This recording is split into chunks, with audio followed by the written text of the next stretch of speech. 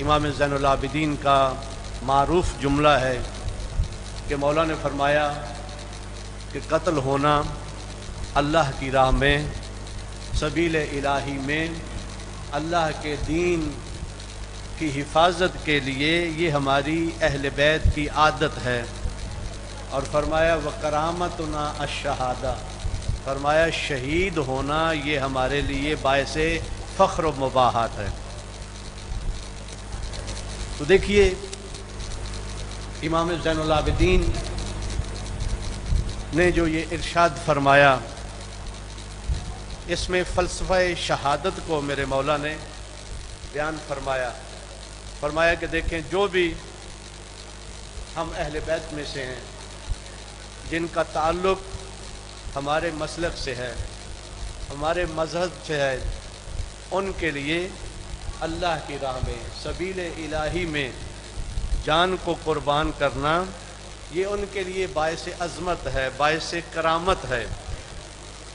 और इमाम ज़ैनुल आबिदीन ने अपनी मारूफ हदीस में बयान फरमाया कि दो कतरे बहुत ही काबिल इज़्ज़त हैं, काबिल एहतराम हैं। दो घूंट ये भी बहुत ही मोहतरम हैं। फिर मौला ने फरमाया दो कदम अल्लाह के लिए उठाना ये भी बहुत ही मोहतरम है। ज़रा तवज्जो फरमाएंगे, मैं ख़ुद मौला का कलाम आपकी खिदमत में बयान करता हूँ कि मेरे मौला ने अबू हमज़ा समाली को ये इरशाद फरमाया कि अबू हमज़ा समाली, देखो अल्लाह की बारगाह में दो कतरे ये कितने पसंदीदा हैं, इनकी कितनी अहमियत है, इनकी कितनी वैल्यू है, इनकी कितनी अज़मत है। मेरे मौला ने फरमाया मा मिन कतरतिन अहब्बु इलल्लाहि अज़्ज़ा वजल मिन कतरतैन। मौला ने फरमाया कि अल्लाह के नज़दीक दो कतरों में से जो पसंदीदा कतरे हैं वो दो हैं। कौन कौन से कतरे? पहला फरमाया इमाम ने कतरतुन दामिन फी सबीलिल्लाह। ये इमाम फरमाते हैं कि एक कतरा जो अल्लाह की राह में जहाद फी सबीलिल्लाह करते हुए इंसान अपने खून के कतरे को अल्लाह की राह में बहाता है। मेरे मौला फरमाते हैं ऐ अबू हमज़ा समाली, ये अल्लाह के नज़दीक सबसे अफजल है। यानी वो कतरा जो जहाद फी सबीलिल्लाह में, जो अल्लाह की नशर इशात, दीन की नशर इशात करते हुए जो इंसान अपने जिगर का खून अल्लाह के लिए बहाता है, तो फरमाया कि ये सबसे अफजल कतरा है रूए ज़मीन के ऊपर। और यही वजह है कि इमाम सादिक अलैहिस्सलाम ने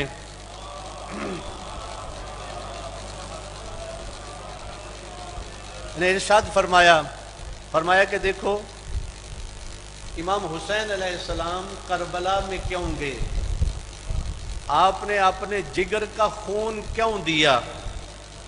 ये ज़ियारत अरबाइन में ये जुमले मिलते हैं कि इमाम ने फरमाया कि मकसद क़याम क्या था, इमाम हुसैन ने अपने जिगर का खून क्यों दिया, हदफ क्या था। फरमाया इसलिए ताकि लोगों को जहालत से निकाल के इल्म इलाही से आरास्ता किया जाए, उन्हें गुमराही से निकाल के हिदायत इलाही की तरफ लाया जाए।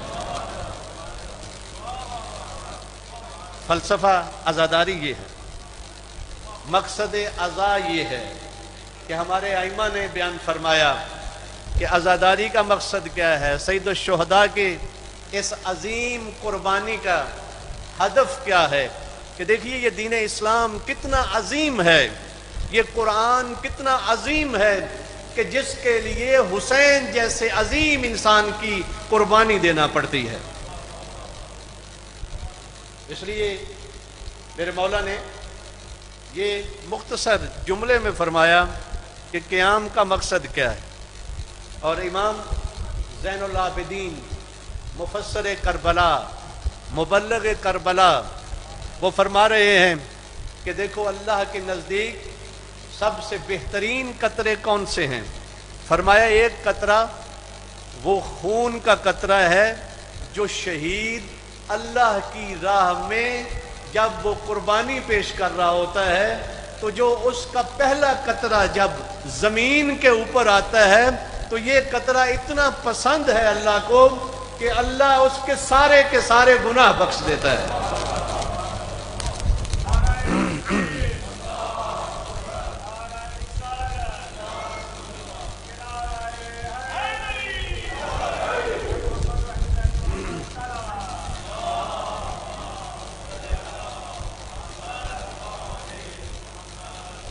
یعنی پہلا قطرہ شہید کا وہ خون جو اللہ کے راستے میں اللہ کی رضا کے لیے اللہ کے دین کے دفاع کے لیے اللہ کے دین کی نشر و اشاعت کے لیے جو اللہ کے دین کی محافظت کے لیے زمین پہ گرتا ہے، یہ قطرہ اللہ کو بہت پسند ہے۔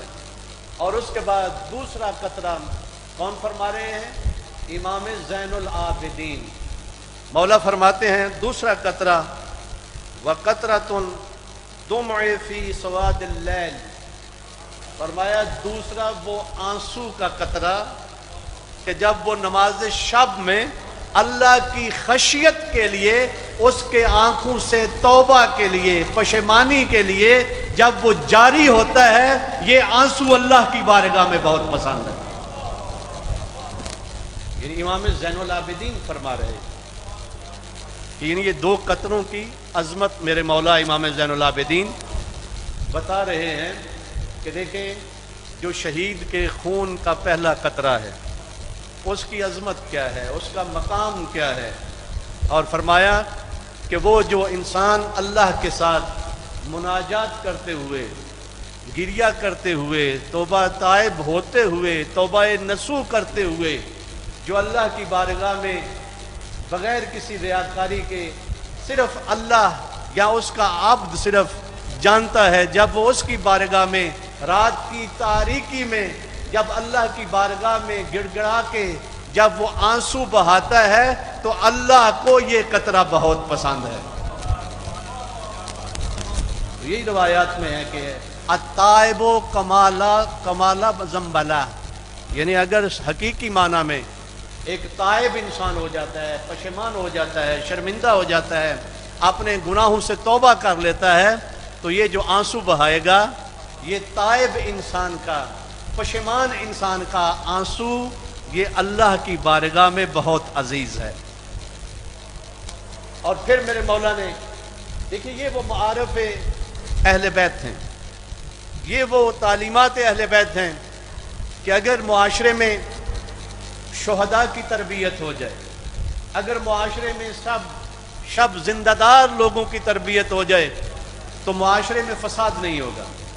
اگر خوف خدا دلوں میں آ جائے کبھی بھی معاشرے میں فساد نہیں ہوگا، کبھی کسی کا حق نہیں کھایا جائے گا، کبھی کسی کے اوپر ظلم نہیں کیا جائے گا۔ یہ جو معاشرے میں سب کچھ ہو رہا ہے اس کی وجہ یہ ہے کہ اصل میں لوگوں کے دلوں سے خوف خدا ختم ہو گیا ہے، خشیت الہی ختم ہو گئی ہے۔ مومن کی توہین کرنا یہ معمولی چیز سمجھا جاتا ہے، جبکہ حضرت امام خمینی فرماتے تھے کہ این دنیا در محضر خداست، یعنی یہ دنیا اللہ کے محضر میں ہے، اللہ کی بارگاہ میں ہے۔ اگر ایک انسان کا یہ تصور ہو کہ میں اللہ کی بارگاہ میں کھڑا ہوں، میرے سارے کے سارے اعمال اللہ تعالیٰ کی ذات دیکھ رہی ہے، تو فرمایا کہ معصیت نہ کنید، اگر اللہ کی بارگاہ میں اپنے آپ کو پاتے ہو تو پھر کبھی بھی تم معصیت نہیں کرو گے۔ یہ سی سی ٹی کیمرے یہ لگے ہوئے ہیں، وہاں پہ دیکھیں جہاں کیمرہ ہوتا ہے ہر آدمی کیا کرتا ہے کہ اس سے بچ کے اس کے سامنے کبھی گڑبڑ نہیں کرتا، کہتا ہے کہ بھئی یہ کیمرے میں آ جاؤں گا یہ مشکل بن جائے گی۔ دیکھیں اللہ کو آپ نے سی سی ٹی کیمرے سے بھی کم اہمیت دی کہ ہوا اقرب من حبل الورید، اللہ کیا ہے؟ جو شارگ حیات سے بھی زیادہ قریب ہے۔ اللہ وہ بھی جانتا ہے کہ جو تمہارے سینوں کے اندر ہے۔ تو اس لیے یہ مناجات، شب زندہ داری، خوف خدا، دیکھیے بعض بزرگان نے یہ فرمایا ہے کہ انسان معصیت خدا اس وقت کرتا ہے جب یہ مشرک ہوتا ہے، لیکن اگر یہ موحد ہو، اگر توحید کے اوپر، اللہ کی وحدانیت کے اوپر اس کو اگر یقین ہو تو کبھی بھی گناہ نہیں کرے گا۔ یعنی کب رشوت لیتا ہے؟ جب یہ دیکھتا ہے کہ اللہ مجھے نہیں دیکھ رہا۔ کب اخلاقی فساد کا مرتکب ہوتا ہے؟ کہ جب یہ خیال کرتا ہے کہ مجھے کوئی نہیں دیکھ رہا۔ تو دیکھیں یہ اتنی جو عظمت بیان کی گئی ہے کہ جو اللہ کی خشیت سے انسان کے آنسو کا قطرہ گرے تو یہ اللہ کو بہت عزیز ہے۔ اس لیے اس کا فلسفہ، اس کا ہدف اور مقصد یہ ہے کہ جب یہ انسان اللہ سے ڈرے گا تو پھر دنیا والوں سے نہیں ڈرے گا۔ یعنی جب اس میں خشیت آ جائے گی، جب اس میں خوف خدا آ جائے گا تو کبھی بھی دنیا والوں سے نہیں ڈرے گا۔ یہی وجہ ہے کہ ہم دیکھتے ہیں ہمارے ائمہ علیہ السلام کی زندگی ہے کہ وہ کبھی بھی کسی طاغوت سے نہیں ڈرتے تھے، کبھی بھی کسی ظالم سے نہیں ڈرتے تھے، کبھی بھی کسی غاصب سے نہیں ڈرتے تھے، بلکہ دیکھیے ایک صحابی ہے، وہ امیر شام کے دربار میں گیا تو اس نے امیر شام نے کہا کہ بتاؤ علی کے ساتھ تم رہے تو بتاؤ علی کے فضائل کیا تھے، علی کی خصوصیتیں کیا تھی؟ تو وہاں پہ اس صحابی نے کہا کہ امیر شام چھوڑو ان چیزوں کو۔ جب اس نے اصرار کیا تو کہا سننا چاہتے ہو امیر شام؟ میں بتاتا ہوں آپ کو کہ علی کی عظمت کیا تھی، علی کا مقام کیا تھا۔ فرمایا کہ علی وہ تھے کہ اگر علی کے سامنے اگر کوئی یتیم آتا تو علی جیسا ناتوانا اور ضعیف انسان کوئی نہیں ہوتا تھا۔ اور فرمایا کہ علی کے سامنے اگر کوئی طاغوت، اگر کوئی شیطان صفت، اگر کوئی ظالم انسان آتا تو علی جیسا شجاع کوئی نہیں تھا۔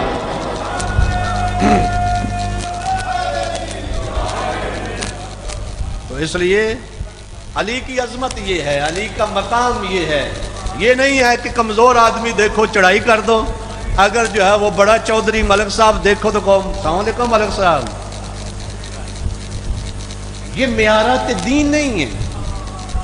معیارات دین یہ ہے کہ طاغوت دیکھو، سرکش دیکھو، ظالم دیکھو، ابو جہل جیسا بدکار دیکھو تو وہاں پہ علی کا کردار یہ ہے کہ وہاں پہ اس ظالم کو زمین پہ پٹک دو۔ حسینیت یہ سکھاتی ہے، امام علی کی تعلیمات یہ ہیں کہ جہاں پہ یتیم دیکھو، جہاں پہ مسکین دیکھو، جہاں پہ ایک فقیر انسان کو دیکھو اسے گلے لگاؤ، لیکن جہاں پہ دین کا دشمن دیکھو، جہاں پہ مومنین کو اذیت پہنچانے والا دیکھو، جہاں پہ معاشرے میں فساد پھیلانے والا دیکھو تو علی وہ ہے کہ ایسے منکرین کے سامنے ببر شیر بن کے کھڑے ہو جاتے تھے۔ اس لیے اقدار بدل گئی ہیں، ویلیوز بدل گئی ہیں۔ ہم یہاں پہ وہ آدمی کہ جو بد اخلاق ہے، جو بد تہذیب ہے، جو پنجابی جانے جڑا منہ پھاٹے، ہم جو اس کے سامنے بیگی ہوئی بلی بن جاتے ہیں، اور جو بیچارہ مسکین ہو، جو شریف انسان ہو، اس کے سامنے ہم بہت بڑے شجاع بن جاتے ہیں۔ تو اس لیے اس صحابی نے کہا کہ امیر شام تمہیں بتاؤں عظمت کیا ہے اس عظیم مجاہد فی سبیل اللہ کی۔ کہا کہ جب یتیم انسان دیکھتے تھے، جب مسکین انسان دیکھتے تھے، جب دیکھتے تھے کہ بہت ہی مالی لحاظ سے ناتوانا ہے تو علی ابن ابی طالب اس کے سامنے سب سے زیادہ ناتوانا اور کمزور نظر آتے تھے۔ اور فرمایا کہ جب سرکش، جب طاغی، جب طاغوت اور جب کسی ملعون انسان کو دیکھتے تھے تو علی ابن ابی طالب جیسا شجاع نظر نہیں آتا تھا۔ یہ کربلا کی ویلیو ہے، یہ کربلا کی قدر ہے کہ اگر معاشرے میں ایسے حسینی پیدا ہو جائیں، اگر معاشرے میں ایسے علوی پیدا ہو جائیں کہ جو یتیموں کے ساتھ اپنا رویہ اچھا رکھیں۔ دیکھیے کتنے واقعات ملتے ہیں کہ ہمارے ائمہ علیہ السلام کوڑ فرش کے مریضوں کے ساتھ بیٹھ کے کھانا کھاتے تھے، غلاموں کے ساتھ اچھا سلوک کرتے تھے۔ یہ کہاں گئی ویلیوز؟ ہم بہت زیادہ اخراجات کرتے ہیں، لیکن کبھی یہ ہوا کہ ہمارے ہی اس گاؤں میں، ہماری ہی بستی میں بعض وہ ہیں کہ جن کے پاس کھانے کے لیے نہیں ہے، کوئی ہوا کوئی ایسا مومن کہ جو کربلا کی اس قدر کو، اس ویلیو کو زندہ کرے کہ وہ رات کو امام زین العابدین کی طرح جا کے دروازہ کھٹکھٹا کے اناج وہاں پہ رکھ کے آ جائے اور اس کو اپنا چہرہ بھی نہ دکھائے؟ یہ امام زین العابدین کی قدر ہے۔ امام باقر علیہ السلام نے غسل دیا تو ساتھ ایک صحابی بھی مدد کر رہا تھا امام زین العابدین کے غسل میں، تو وہاں پہ جب دیکھا کہ مولا کی کمر کے اوپر کچھ نشانات ہیں تو صحابی کہتا ہے کہ آقا مولا یہ بتائیے یہ وہی مظالم ہیں جو کوفہ اور شام میں آپ کے والد گرامی کے اوپر ڈائے گئے؟ تو وہاں میرے مولا امام باقر فرماتے ہیں کہ نہیں ہے میرے بابا کے صحابی، یہ وہ مظالم نہیں ہیں، بلکہ میرے بابا کی پشت پہ یہ بوری اور غلہ اٹھانے کے نشانات ہیں کہ جو مستحقی مومنین کے گھروں میں اناج پہنچاتے تھے۔ ہر چیز ریاکاری میں تبدیل ہو گئی، ہر چیز دکھلاوا بن گئی، جبکہ اہل بیت کے اندر کوئی ایک ذرہ برابر ریاکاری بتا دیں، دکھلاوا دکھا دیں۔ یعنی امام زین العابدین کا ایک رشتہ دار تھا، امام تعاون کرتے تھے لیکن کسی دوسرے ذریعے سے، تاکہ اس کی عزت محفوظ رہے۔ ہوتا ہے نا رشتہ داروں میں کبھی کبھار انسان مستحق ہوتا ہے لیکن شرم کرتا ہے کسی دوسرے سے تعاون کو قبول کریں۔ امام کے قریبی رشتہ دار، امام نے کسی اپنے غلام کو کسی دوسرے ذریعے سے کہا کہ جائیے، اور کئی مہینوں سے یہ جو ہے وہ جاتا ہے شخص، جا کے ساری تاجات جو بھی جتنی ضرورت کی چیزیں ہوتی ہیں ما احتیاج وہ ساری پہنچا کے آتے ہیں۔ ایک دن وہ مولا کا جو رشتہ دار تھا کہنے لگا کہ مولا، اس مولا کے غلام کو کہنے لگا کہ بھائی آپ تو بہت میری خدمت کرتے ہو، لیکن مجھے امام زین العابدین کے اوپر گلہ ہے کہ ان کے پاس وسائل ہوتے ہوئے میرے ساتھ تعاون نہیں کرتے۔ تو وہ بول کے کہنے لگا کہ یہ وہی تو دیتے ہیں جو میں لے کے آتا ہوں۔ یعنی یہ وہ سیرت ہے، اجتماعی سیرت۔ کیوں اس نگری میں ہر گھر آباد ہے لیکن اس کے باوجود کچھ مستحقین ہیں؟ اس کی وجہ یہ ہے ہم نمود و نمائش میں بڑے بڑے الا ماشاء اللہ اشتہارات آئے دن جو ہے وہ ہفتے بعد یہاں پہ جو ہے ذاکرین کے ہو جاتے ہیں، لگائے ہوتے ہیں، کوئی جو ہے 50,000 والا، کوئی لاکھ والا، کوئی 2 لاکھ والا ذاکرین بلا رہے ہیں، لیکن سیرت مبلغ کربلا یاد نہیں ہے۔ بھئی عزاداری کس کی سنت ہے؟ امام زین العابدین کی سنت ہے نا۔ اب سنت صرف یہی ہے جو ہم نے اپنائی ہوئی ہے، یا امام زین العابدین کی اور بھی سنتیں ہیں؟ وہ یہ سنت کیوں نہیں ادا کرتے؟ امام کی سنتیں، امام کا کردار، امام کا اخلاق معاشرے میں، جو سوسائٹی میں سب سے زیادہ مشکلات، مسائل فقر کی وجہ سے ہے، غربت کی وجہ سے ہے۔ معاشرے میں چوری، ڈکیٹی، یہ دوسرے جنسی مسائل، یہ کس وجہ سے ہیں؟ اس کے پیچھے جب غور کریں تو آپ کو فقر نظر آئے گا، غربت نظر آئے گی۔ تو اس لیے سیرت امام زین العابدین یہ ہے کہ امام رات کے اندھیرے میں جا کے اپنی کمر کے اوپر غلات اناج اٹھا کے جا کے مومنین اور مستحقین کے ساتھ تعاون کرتے تھے۔ اور پھر دیکھیے امام کی سیرت اور کردار، ایک شخص امام کے خاندان سے، دیکھیں یہ بھی ہمارے معاشرے میں بہت زیادہ ہے، عموماً جو ہے رشتہ داروں کے ہاں لڑائیاں زیادہ ہوتی ہیں، حالانکہ اللہ نے لڑائی کا حکم نہیں دیا۔ اللہ نے کیا حکم دیا ہے؟ صلہ رحمی کا۔ اللہ نے کیا حکم دیا ہے؟ صلہ رحمی کا۔ لیکن ہمارے ہاں جو صلہ رحمی ہے اس کا رنگ ہی عجیب ہے۔ صلہ رحمی کیا کرتے ہیں؟ بھائی کا مال کھا جاتے ہیں، کسی بزرگ کا مال کھا جاتے ہیں، کمزور کا مال کھا جاتے ہیں۔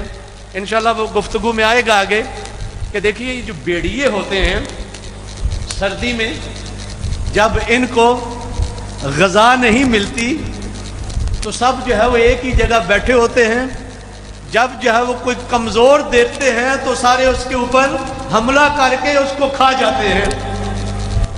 تو یہ بیڑیا صفت لوگ وہ ہیں کہ جو اپنے رشتہ دار کمزور کو دیکھ کے اس کا سارا مال اور پراپرٹی ہضم کر جاتے ہیں۔ یہ انسان نہیں ہے، یہ بیڑیا ہے۔ اور یہ کیسے ہو سکتا ہے کہ ہمارے اہل بیت نے ہمیں حکم دیا ہے کہ صلہ رحمی کرو، اپنے رشتہ دار جو کمزور ہیں ان کے ساتھ تعاون کرو، کیونکہ یہ تمہاری عمر میں اضافے کا باعث بنے گا، تمہارے رزق میں برکت کا باعث بنے گا اور تمہاری توفیقات میں اضافہ ہوگا، تمہیں اللہ نیکیوں کرنے کی توفیق دے گا۔ لیکن یہاں پہ معاشرے میں کیا ہو رہا ہے؟ یہ امام زین العابدین کے ماننے والے کیا کر رہے ہیں کہ مثلا رشتہ داروں کا حق کھا جاتے ہیں، رشتہ داروں کو اذیت پہنچاتے ہیں، جان بوجھ کے ایک کمزور رشتہ دار کو اس کو جو ہے وہ ہر جگہ دباتے ہیں۔ تو دیکھیے صلہ رحمی کا حکم ہے، قطع رحمی کا حکم نہیں ہے۔ تو امام سجاد کی سیرت یہ ہے کہ آپ کیا کریں؟ صلہ رحمی کریں۔ ایک مستحق ہے، ایک انسان کے بچے، ان کے پاس تعلیم کا خرچہ نہیں ہے، لباس نہیں ہے، وہ دیکھیں یہ ساری چیزیں اسی لیے ہیں، آپ جائیں اس کے ساتھ تعاون کریں۔ ایک مجھے بہت پیارا واقعہ ایک ہمارے دوست نے لاہور میں سنایا کہ واقعی اس دنیا میں ایسے ایسے عظیم لوگ بھی ہیں کہ جو امام زین العابدین کی سیرت کے اوپر عمل کرنے والے ہیں۔ وہ کہنے لگا کہ عید ضحیٰ کے ایام تھے، قربانی کے ایام تھے، تو ایک الہی انسان، ایک امام زین العابدین کی سیرت پہ عمل کرنے والا انسان بہت بڑا بکرا لے کے یتیموں کے گھر گیا، گھر کی بیل دے کے جب وہ یتیم بچے آئے تو رسی بکرے کی ان کو پکڑائی اور کہا کہ بچوں یہ آپ کی قربانی ہے، بچوں یہ کیا ہے؟ آپ کی قربانی ہے، یہ آپ نے صبح اسے گلی میں پھرانا ہے، اے بچوں تم میرے بچے ہو، یہ بکرا میں تمہیں دے رہا ہوں اور یہ آپ نے قربانی کرنی ہے۔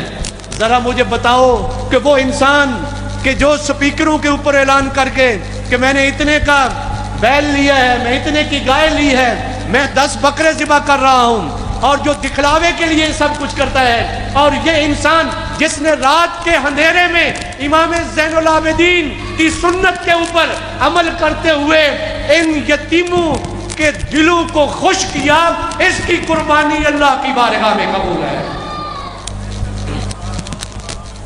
تو اس لیے دکھلاوے سے نکلیں، ریاکاری سے نکلیں، اخلاص کی طرف آئیں۔ اخلاص کا اثر ہے معاشرے میں۔ من اخلص للہ 40 یومن، یعنی جو اللہ کے لیے اخلاص کے ساتھ صرف 40 دن اللہ کے لیے عبادت کرے، اللہ ینابی الحکمہ، اللہ جو ہے اس کے دل اور اس کی زبان میں حکمت کے چشمے جاری کر دیتا ہے۔ یہ جو نئی چشمے جاری ہوتے ہیں، اس کی وجہ یہ ہے کہ ہم نے اللہ کے لیے کام کرنے چھوڑ دیے، رضائے خدا کے لیے ریاکاری حد سے زیادہ، ہر کام میں، مجالس میں ریاکاری، جلسے ہو رہے ہیں لیکن امام زین العابدین کے کردار کے مالک انسان معاشرے میں تربیت نہیں ہو رہے۔ دیکھیے امام زین العابدین ہے نا مفسر کربلا، امام زین العابدین ہے مبلغ کربلا، جنہوں نے لوگوں کو عاشورہ کا مقصد بتایا۔ تو دیکھیے امام زین العابدین کی سیرت کو اجاگر کرنے کی ضرورت ہے۔ ایک دوسرا رشتہ دار میرے مولا کا، اس نے بدتمیزی کی، بد اخلاقی کی، میرے مولا کی اہانت کی اور اس نے فحش دی۔ میرے مولا محفل میں بیٹھے ہوئے تھے، چند گھنٹوں کے بعد امام نے اپنے کچھ دوستوں کو، صحابہ کو لیا، آپ اس رشتہ دار کے گھر گئے اور جا کے دستک دی اور کہا کہ بھائی جان ذرا باہر آئیں۔ باہر آیا، اس نے سمجھا کہ شاید امام بدلہ لینے آئے ہیں۔ امام نے فرمایا کہ میں بدلہ لینے نہیں آیا، فرمایا کہ دیکھو میں تیرے دروازے پہ آیا ہوں 2 جملے دعا کرنے کے لیے، اور وہ دعا کیا ہے؟ فرمایا میں آیا ہوں اس لیے کہ اگر تو نے جو فحش دی ہے، تو نے جو الزام لگایا ہے، اگر تو اس میں جھوٹا ہے تو میں اللہ سے دعا کرتا ہوں اللہ تمہیں بخش دے، اور اگر یہ عیب مجھ میں پایا جاتا ہے میں اللہ سے دعا کرتا ہوں اللہ مجھے معاف کر دے۔ یہ وہ کردار ہے، یہ کردار ہے امام زین العابدین کا۔ امام زین العابدین اگر ان کی سنت، سیرت احیاء ہو جائے تو معاشرے میں تبدیلی آ جائے گی، معاشرے میں اخوت پیدا ہو جائے گی، معاشرے میں ایثار آ جائے گا، معاشرے میں اخلاق آ جائے گا۔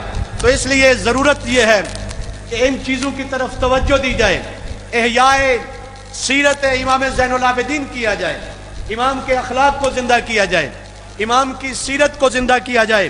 تو یہ روایت جو مکمل کر دوں، علامہ صاحب تشریف لے آئے۔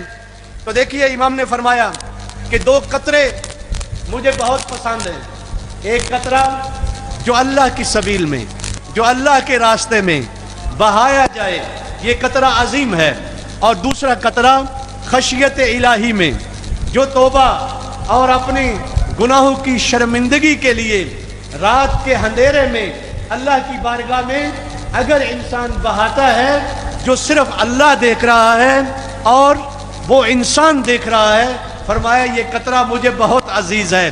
اور اس کے بعد میرے مولا نے ابو حمزہ سمالی کو دوسری چیز فرمائی، فرمایا کہ مجھے 2 گھونٹ بہت پسند ہیں، فرمایا 2 جرعہ اور 2 گھونٹ بہت پسند ہیں۔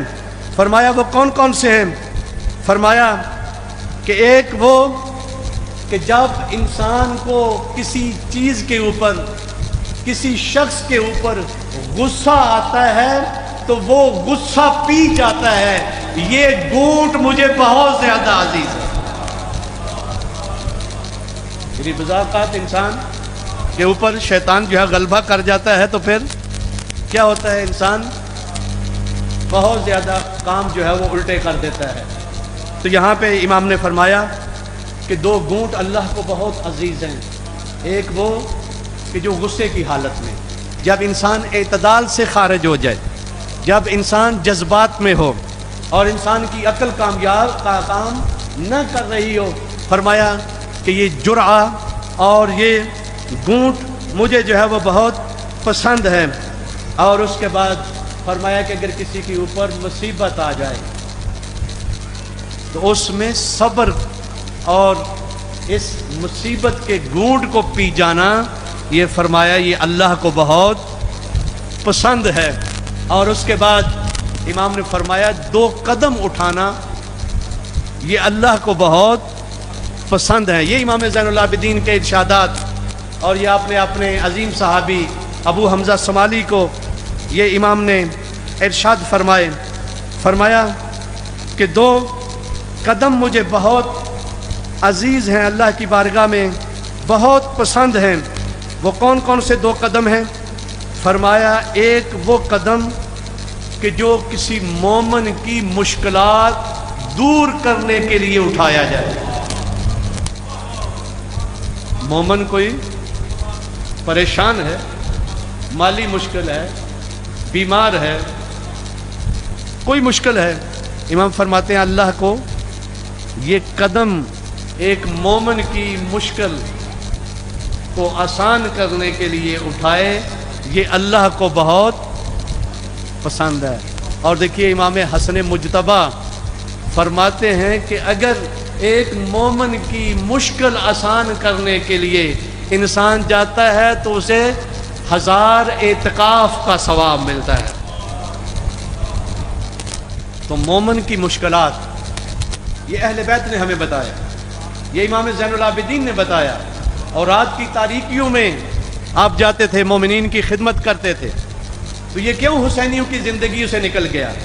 امام زین العابدین کا پورا سال گریہ کرنے والے یہ اخلاق زین العابدین سے کیوں بے بہرا ہو گئے کہ معاشرے میں فقیر ہیں، معاشرے میں یتیم ہیں، معاشرے میں بعض ایسی بچیاں بیٹھی ہوئی ہیں کہ جن کے نکاح کے لیے انتظام بندوبست نہیں ہے، اور مومنین اپنے جلسوں کے لیے خرچے کرتے ہیں لیکن غریب مومن کے ساتھ تعاون نہیں کرتے.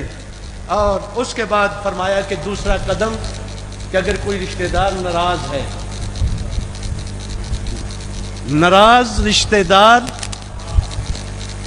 کے ساتھ صلہ رحمی کرتے ہوئے جا کے پہل کرے، تو فرمایا کہ یہ سب سے زیادہ اللہ کی بارگاہ میں یہ قدم عزیز ہے. تو یہ ائمہ علیہ السلام کی سیرت ہے. دیکھیے ماشاءاللہ بہت فضائل پڑھے جاتے ہیں اور فضائل ہونے بھی چاہیے، لیکن ہمارے استاد بزرگوار فرماتے ہیں کہ یہ فضائل کیوں ہم پڑھتے ہیں، فضائل پڑھنے کا فلسفہ کیا ہے، فضائل پڑھنے کا مقصد کیا ہے. تو وہ فرماتے ہیں کہ ہم ائمہ کے فضائل اس لیے ائمہ نے کہا تھا کہ علی کی فضیلتیں بیان کرو، حسنین شریفین کے فضائل بیان کرو، جناب سیدہ کے فضائل بیان کرو. اس کے پیچھے لاجک ہے، مقصد ہے، ہدف ہے، غرض و غایت یہ ہے کہ وہ یہ تھا کہ فضائل کو اتنا تکرار کرو تاکہ لوگ ان فضائل کو سن سن کے اپنے کرداروں میں فضائل کو جمع کر لیں. یعنی یہ نہیں تھا کہ فقط جو ہے وہ نعرے لگا کے ضد میں کہ بھئی یہ فلاں ملک نے نعرہ لگا رہا ہے میں کو پیچھے رہ جاؤں. جبکہ فضیلت کسے کہتے ہیں، رذائل کسے کہتے ہیں؟ فضیلت کہتے ہیں جس کے ذریعے سے انسان کے اندر سے ادھورا پن، نقائص ختم ہو جائیں، اس کو فضیلت کہتے ہیں. اور ہمارے ائمہ صاحب فضائل تھے، یعنی وہ کامل انسان تھے جن کے اندر نقائص نظر نہیں آتے تھے. تو رسول گرامی اسلام نے فرمایا کہ میرے بھائی علی کے فضائل کو ذکر کرو. اگر تمہارے معاشرے میں ناقص انسان رہتے ہوں گے، اتنے فضائل بیان کریں کہ ان سے نقص دور ہو جائے، وہ معاشرہ کامل معاشرہ بن جائے. وہ معاشرہ کیا بن جائے؟ کامل معاشرہ بن جائے. وہ انسان ناقص نہ رہے، ان کے اندر شجاعت ہو، ان کے اندر غیرت ہو، ان کے اندر ایثار ہو، ان کے اندر کرامت ہو. کیونکہ کربلا کی اقدار اور ویلیوز کا نام ہے. نمازیں تو یزیدی بھی پڑھتے تھے، نمازیں تو اہل خوارج بھی پڑھتے تھے، کوفی بھی پڑھتے تھے، شامی بھی پڑھتے تھے. امام حسین صرف نمازوں کے لیے نہیں گئے، امام حسین اقدار عاشورہ، اقدار اسلامی کو زندہ کر کے بشریت کو صاحب کمال بنا.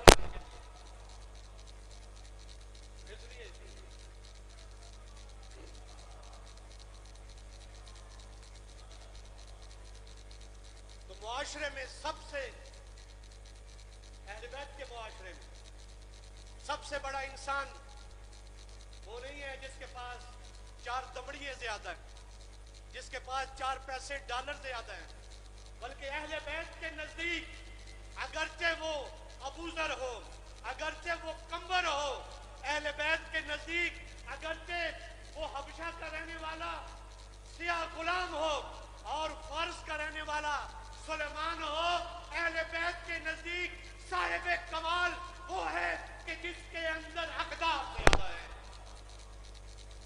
جس کے اندر کمالات زیادہ ہیں۔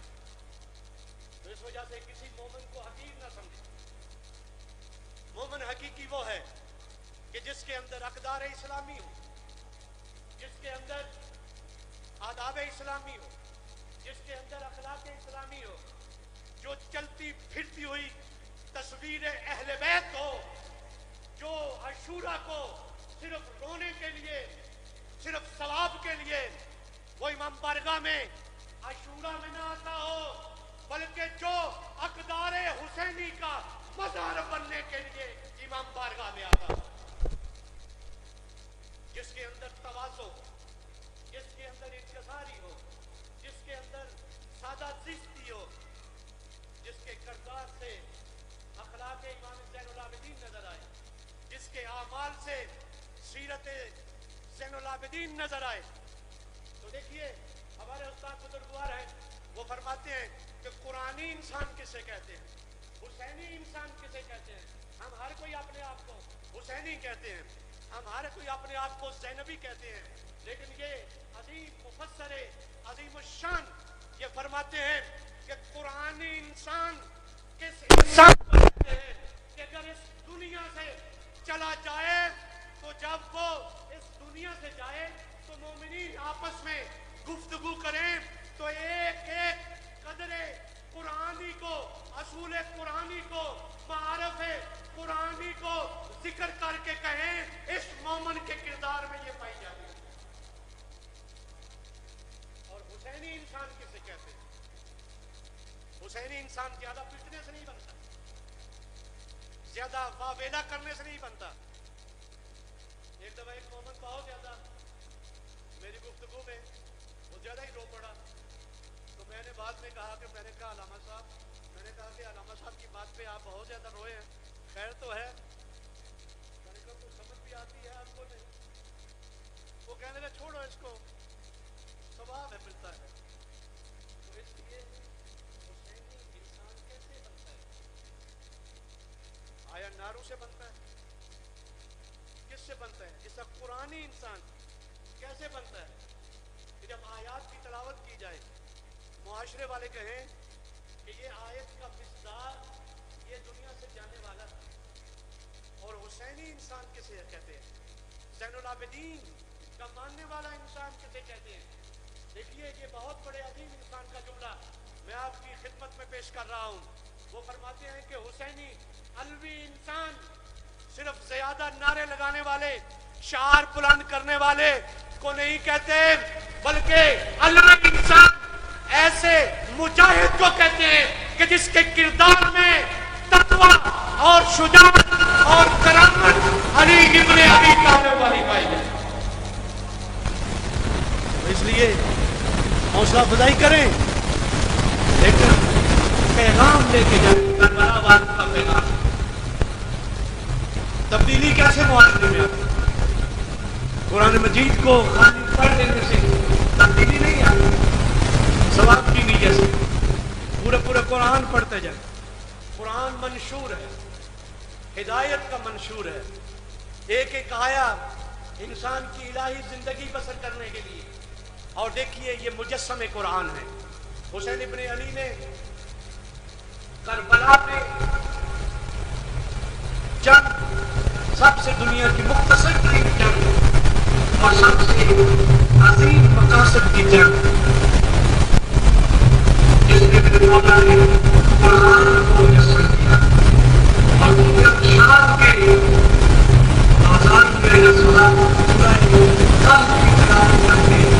یہ دنیا والوں کو بتایا کہ دیکھو ہم اہل بیت اگر سے ہمارا بدل تو کربلا میں ہے لیکن قرآن ہم سے جدا نہیں، ہم قرآن سے جدا نہیں۔ ایک اللہ کہ جو نے اپنی نگاہ سے قرآن کو زندہ کیا، صبح اور شام کے میدانوں میں ہمارے ائمہ نے قرآن کی تلاوت کر کے بتایا ہر بات سے قرآن ہے۔